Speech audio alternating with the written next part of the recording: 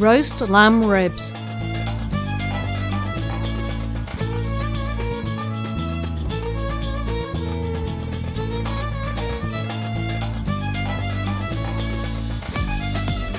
To prepare the marinade, mix together 2 tablespoons of yogurt, 3 tablespoons of sunflower oil, 1 tablespoon of tomato paste, 1 grated onion, 1 teaspoon of ground black pepper, 1 teaspoon of sweet paprika and 1 teaspoon of salt.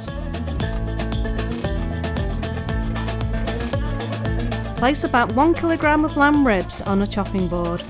Use a sharp knife to make cuts in the ribs between the bones.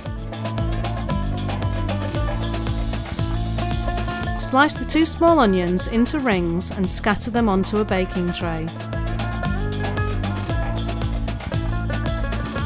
Slice the 2 medium-sized carrots into rings and add to the tray. Brush the marinade over the ribs until the meat is completely covered.